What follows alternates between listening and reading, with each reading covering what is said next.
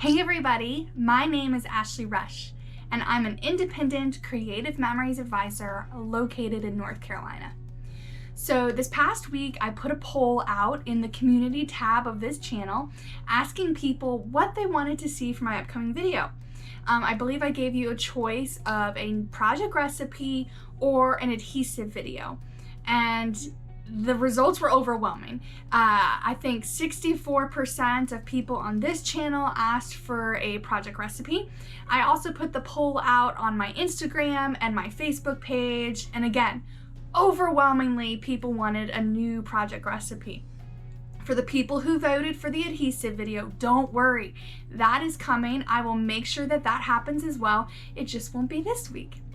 So obviously, project recipe, yay! I think I did a project recipe last week, but for those who aren't familiar with them, project recipes are something that Creative Memories creates, and it's a cutting guide for everything you need to create a 2-page spread. Now, they make one of these for each and every single one of their collections, but the cool thing is that you can keep using them over and over and over again, changing out the collection, changing out tools used so that you can really personalize it and make it your own. So I will be using the Study Buddies project recipe. This is several years old, like maybe 2017? I don't know. I always forget to check before I film the intro to my video. But the coolest thing about this recipe is that it teaches you not only to create a 2-page spread, but it teaches you to combine 2 different types of pages. So several weeks ago, I showed you guys a hack on how to use our multi-pocket pages to add an extra decorative edge.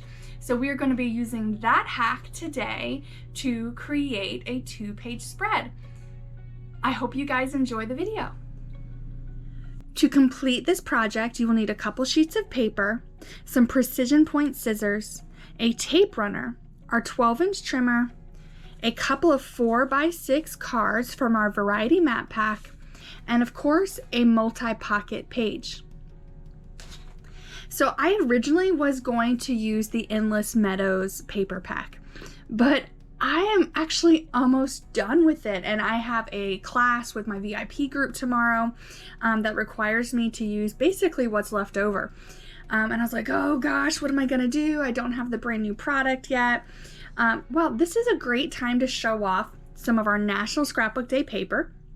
This is from our National Scrapbook Day project recipe kit, and I wanted to show you guys that it coordinates perfectly well with our Endless Meadows variety map pack. So they did that on purpose so you'd actually would be able to mix and match.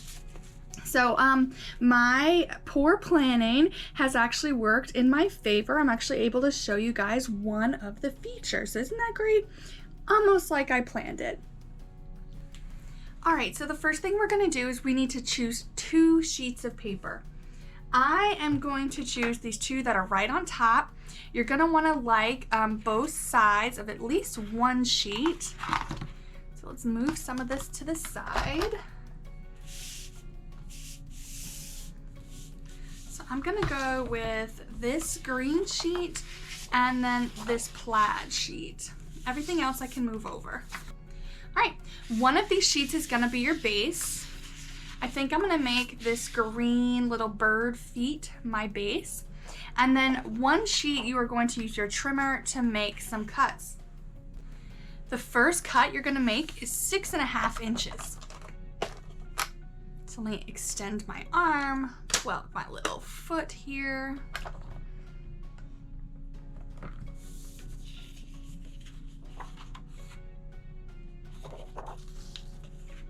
All right, so 6.5 inches.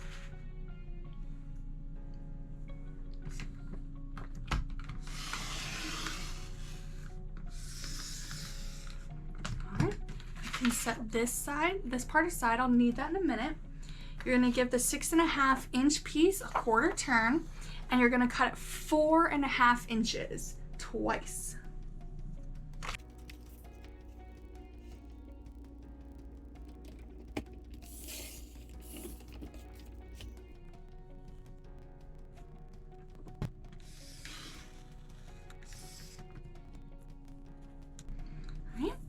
So you have this little rectangle, you're gonna give that a 1/4 turn this way, and you're gonna cut at 3 1/4. So here's 3. One line over is 3 1/4. All right, we've cut all of our little mats that we're gonna use. I'm gonna take our big 12-inch sheet back, and you're going to make a 2-inch cut.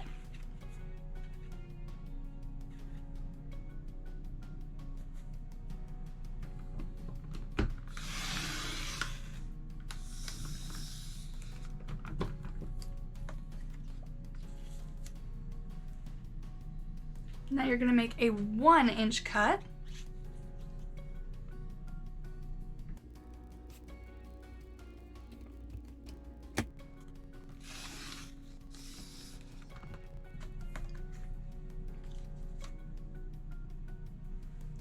Now you're going to make a 3/4 inch cut. So I'm actually going to move this over, and I'm going to use the right hand side of the trimmer. It gives me a little more sturdiness to use the big part as the base. So I'm coming over to use the 3/4 inch line.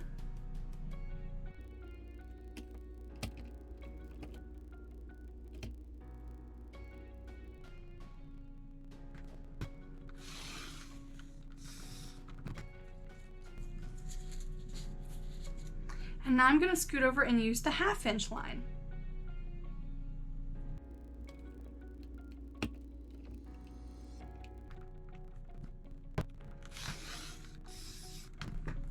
All right, so you've got this skinny strip here.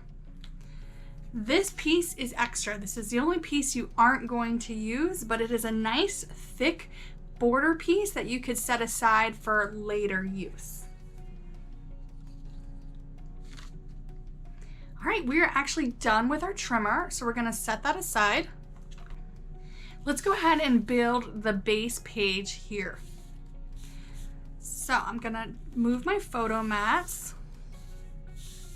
The first thing you're gonna do is take that large 2-inch piece, and you're gonna reverse it, and that is gonna go on the far left-hand side of your base page. Then you're gonna take that 1-inch piece and you're gonna put that right next to it, creating a simple border. All right, your photo mats are going to go here and here, so you can adjust the margins as necessary. And then you're going to take your 2 very small rectangles, and they are going to go here and here. So you can go ahead and adhere this down. You can also play around with the patterns and see what you like showing the most.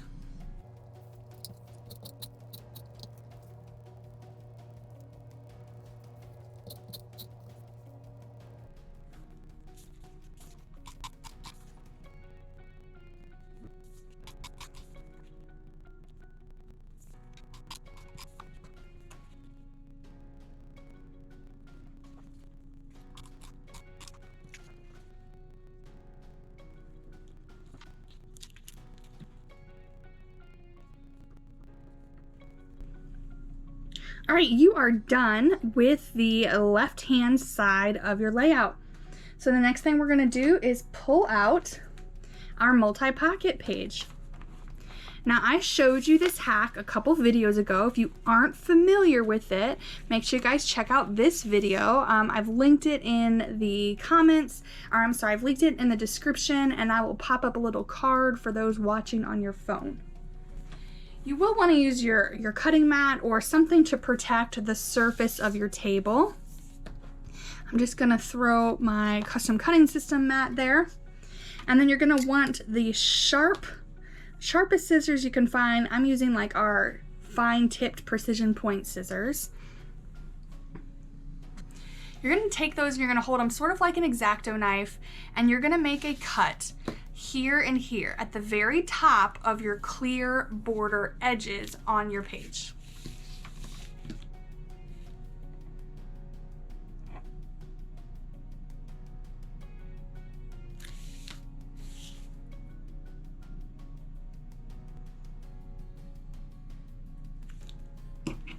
Then you can use the tip of your scissors or even your multi-purpose tool to see if that went all the way through.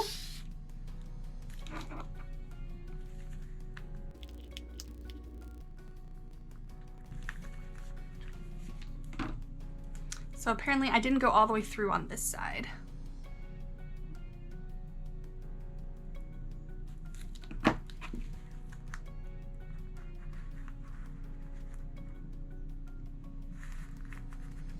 There you are. So now you can set your scissors and your mat aside. And now you're just going to feed those 2 extra strips you have into the pockets you created. You're going to take the thicker of the 2 strips. This one is, as I recall, 3/4 of an inch. And you're going to start from the top of your new pocket.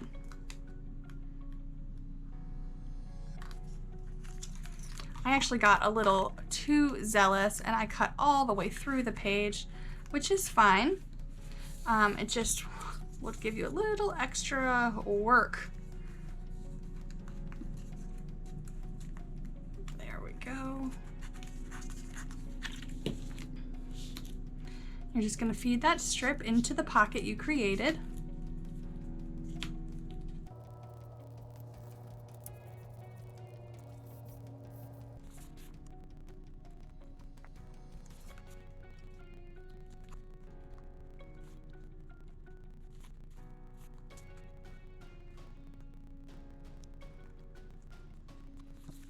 So there's one strip, and then you will do the other strip on the opposite side.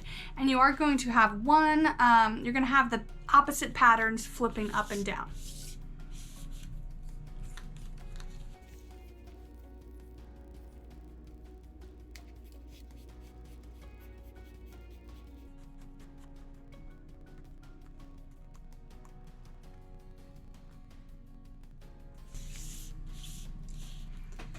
All right, this is where your photo mats come in.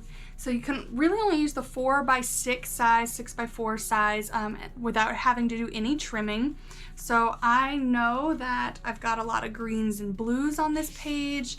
So I'm just gonna sort of come through and pick out some of the ones with greens and blues on them.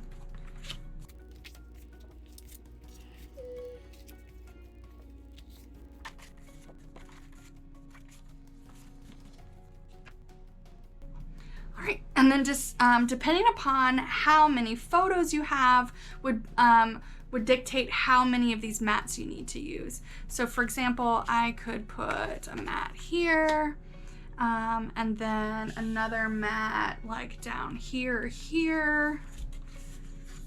Let's see.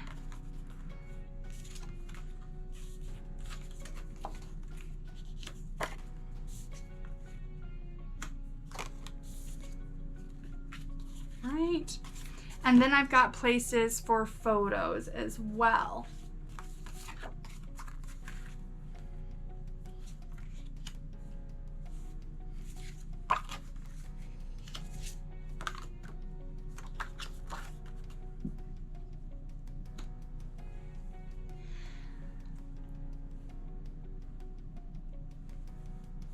So as you guys can see, I have mixed and matched my different types of pages. This page you could put in a 12x12 pocket page. You could put it on one of our traditional pages with the jeeping, and you can combine it right next to one of our pages that is multi-pocket. So it is super simple to mix and match all of our page types inside of a single album. All right guys, what did you think of that video? Was it really cool?